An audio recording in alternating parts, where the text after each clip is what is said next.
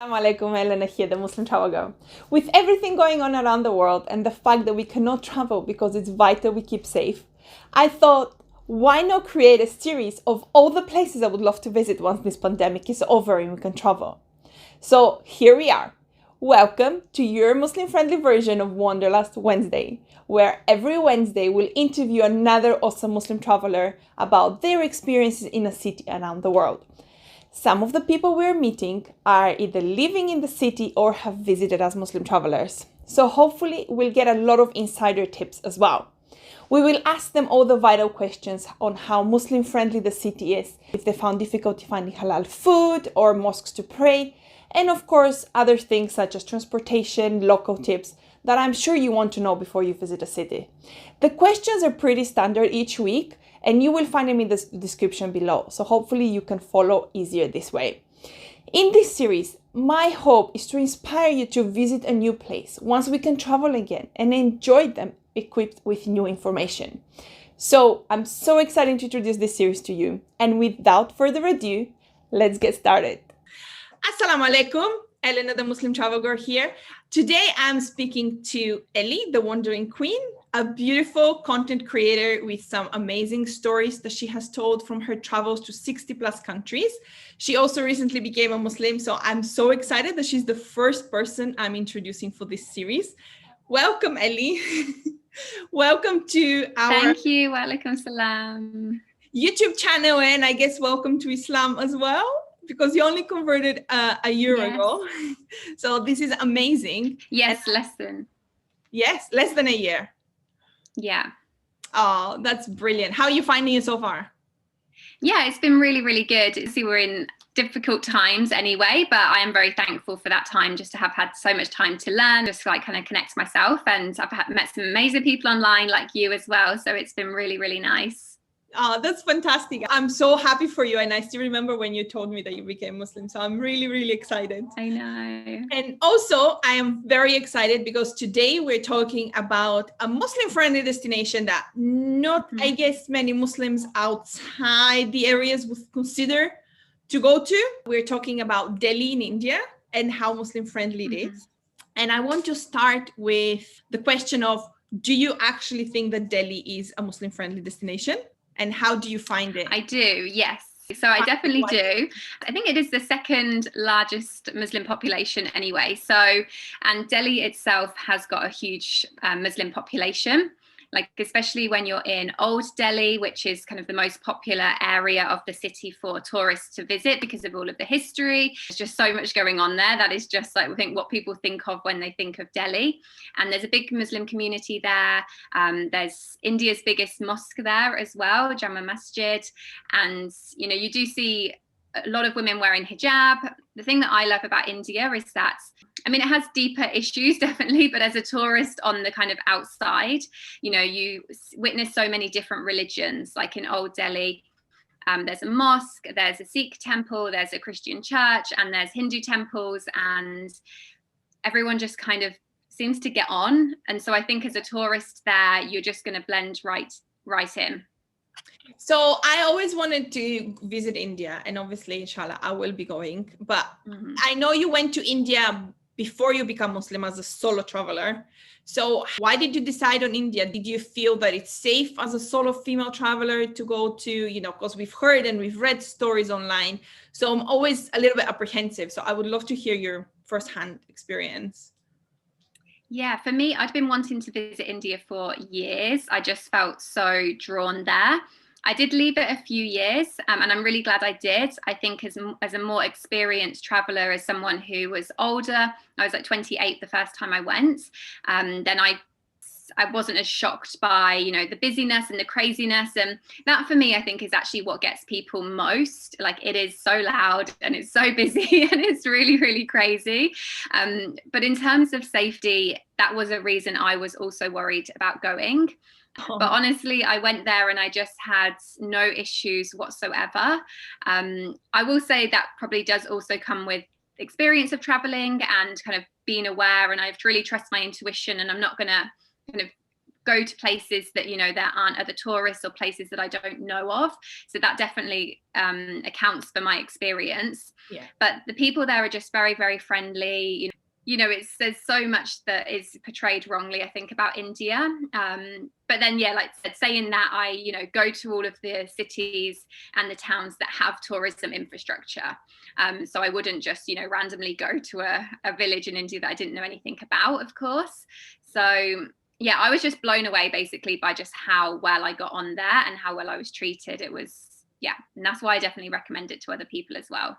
That's fantastic. You know, I think as Muslims, we should be aware of the stereotypes of how countries and nations and, you know, cultures are portrayed. And I think India is one of these examples. And you're 100% right that, you know, it's not everything we see in the media, and they're pretty normal and modern infrastructures there as well. And obviously there's a lot of affluence and a lot of, you know, obviously poorer people, but there is also a middle layer that is perfectly fine to visit and go to and feel safe. And I think you're right. Common sense traveling and common sense safety tips apply anywhere. So they should be perfectly fine in Delhi as well, or in India in general. My next question is modes of transportations in Delhi or in India in general. Like, what would you recommend for a tourist to go to, you know, to be able to travel around, obviously, from your experience? Yeah, so Delhi is really good. So Delhi actually has a metro system, and it surprised me when I first saw it. And then I actually run like the group tours as well. So this time last year, I was on a group tour, and I took like the 10 ladies, we went on the metro, and they just couldn't believe it. I mean, you could be in like Singapore, you could be in, you know, like a European country metro system down there. It's really easy to get around on the metro in Delhi. But they also have Uber. I use Uber all of the time. So you can get Uber, like you can get the car. And again, you can get different versions of the car like you know, like you do in other countries. But what I also love is that in some cities in India, you can get Uber rickshaws, so Uber tuk-tuk. Oh, that's even better. It's really good as well, I know. And so that's really good. And then it's also common for people to get private drivers. So if you're, you know, wanting to do like a city tour of Delhi, the best thing to do is just obviously to get a private guide and a private driver, or to go between cities, if that's the kind of style that, you know, you think you want, or you're just on 2 weeks. You've only got 2 weeks and you're kind of running short of time. It's a very popular way to get around. And then you've got the trains, which I love as well. And like an overnight train experience, I think in India is like a bucket list experience. And again, there you have first class, second class, third class, and then kind of like a lower class, like where your beds aren't allocated and stuff. So, but whether you're in first, second, and third, it's just an experience. But it is so easy to get around. There's so many hotels, so many hostels, all set up for Indian tourism. So then when you come as a foreigner there, everything's there for you because they are set up for tourism fully.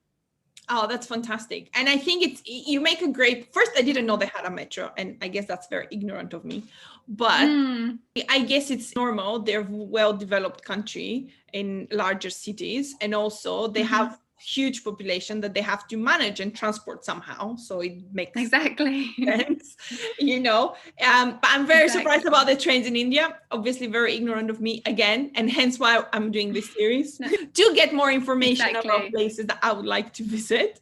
That, you know, trains. I love traveling by train, so I would definitely visit a train in India, even the crowded ones, just for the experience, because I love it's just traveling. A few hours.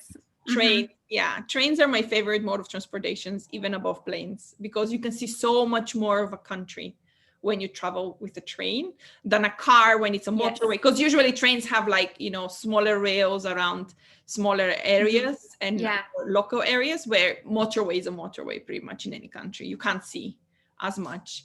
Yeah, that's true. Yeah, you don't see anything from it. And that's what I love in India. You just go through the villages and like through the countryside and through the farm areas, and you see areas that you never need to stop there, you know, as a kind of tourist and foreigner, but to see it from the train is just really amazing. So I know obviously you went solo, but would you consider it to be a family friendly destination as well? I would say probably not so much for younger children. It is like heavy on your senses, you know, like there's a lot of beeping. I mean, the traffic is crazy, you know, like just constant beeping. And so I think that in that sense, you know, I think if you had younger children, it would probably just be a lot of work, to be honest. There were probably easier countries that you can visit. I think as soon as children are maybe kind of like teenage age, I know my auntie took my nephew when he was kind of 13, and they got on really well. And then the other thing is kind of like the food side as well, because Indian food, of course, is absolutely amazing. I love the food there. But, you know, there are instances where people do get bad stomachs and stuff from things. It's just different germs. And I just think that could be quite hard on a child. So I think that's something to keep in mind. I don't think it's something that should worry you as an adult. It's just part of traveling.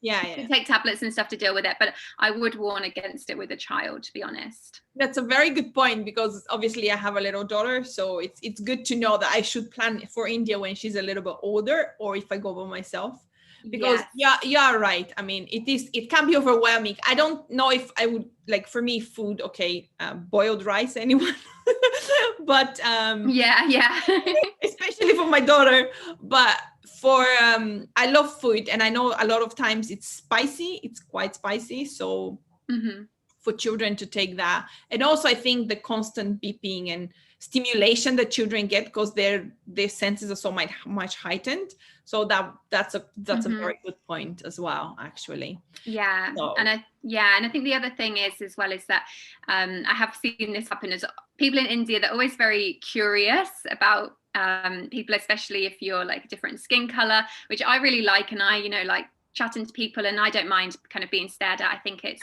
you know, people are not being rude, they're just inquisitive. But I have heard with children, people can be just a little bit, you know, like the kids don't understand why people are staring at them, basically, especially if you've got kind of like a lighter skin tone. So I think that that's something that can bother children as well, that we don't see as adults as a problem. We know people are not being rude, it's just inquisitive, but that can kind of, I've heard that can get to them as well a little bit. Yeah, that's a very good point, actually.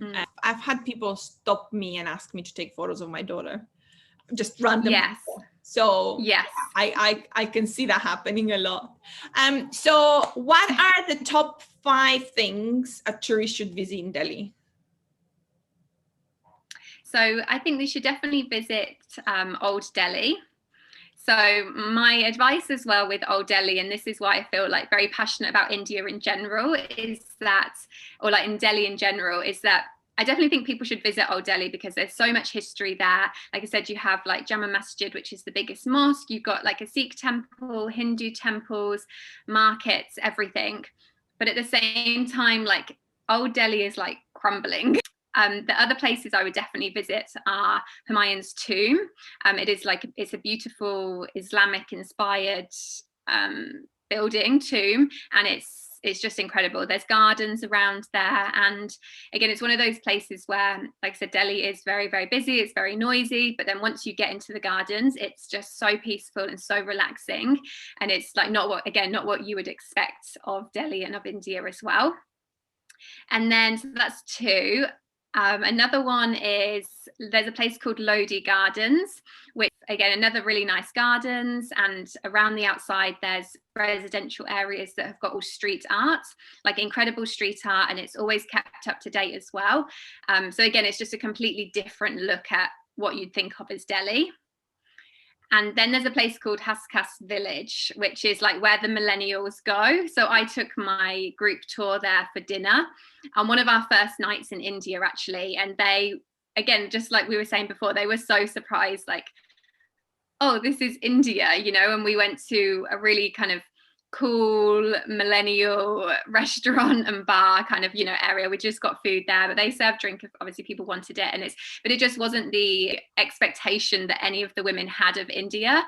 And just so good to see what a millennial's doing on a Saturday night in Delhi, you know, like this is what they're doing, not, you know, so that was really good. And then I think my 5th thing, just going back to Old Delhi, is to do a food tour. So I do advise against probably seeing Old Delhi by yourself as well. I think it's definitely good to do some kind of tour and have a guide to show you around, to take you around. It just takes so much pressure off of you with the traffic and the small tiny roads and the lanes. And I've done a few really good food tours, and the food in Old Delhi is what it's also known for. So that's also what I'd really recommend.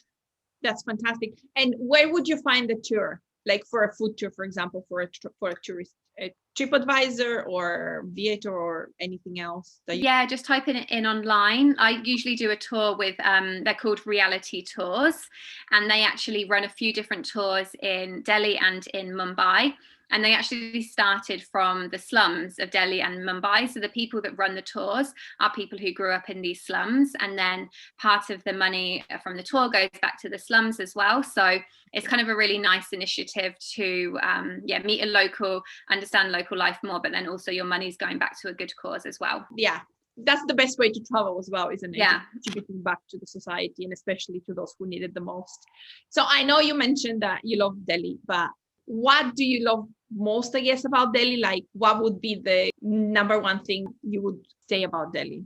I do just love the craziness of it, to be honest. For me, it just really encapsulates what India is and what you think of India. I would recommend people, if you were doing a trip to India, to maybe you'd fly into Delhi anyway, because it's obviously a big airport and it's in the north. It's so close to so many popular cities. But I would kind of recommend maybe doing your sightseeing in Delhi, like at the end of the 2 weeks that you were going for, because I think you're going to appreciate it much more then. But I do just love how crazy it is. I love how many different areas there are. Like I said, you can go to the historic areas. You can see, so many like historical sites that are just so old, so incredible. They're, like I said, Humayun's tomb, when you look at it, I think it is maybe the same kind of design. It's like Taj Mahal, like, inspired kind of thing. And then you've got the really modern areas of the city as well. And it just offers a lot of things. And I think, it is a really good base. If you're going to India, you're pretty much going to always go through Delhi because the airport is such a main airport. And yeah, if you know how to do Delhi right, then I think that there's no need to be scared of it. But I understand why people are scared to start with. But that's what I want to try. And I have a few blog posts, and I have a YouTube video as well on kind of like tips to see Delhi in the right way. Yeah. So what I'm going to do is I'm going to link all your details below so people can go and check it out, so they can get more information about Delhi. So how many days would you say that you need for Delhi as a tourist to see? Just three, or even 2. Yeah, like 2.5, 3 days. I think if you did 2 full days of sightseeing, then you're good. Do like I said, a food tour one day and have a guide maybe just to take you around one day, and then have another day where you just kind of get on the metro yourself and get on and off at a couple of stops nearby. And yeah, I'd say that's totally fine. Fantastic. And I know I have another question, which is, will you return? But I know you're doing a tour for women later this year, so you're definitely, inshallah, returning. Yes. As soon as I can run some more tours in India, then I will. And yeah, so far both tours that I've ran, they start and end in Delhi. So yes, so yeah, I will be going back there. And yeah, it's a really good city, so I'm excited. And you take Muslim women, right? So if any girl wants to travel to Delhi or India in general, they can check out your blog and they can see your tours there.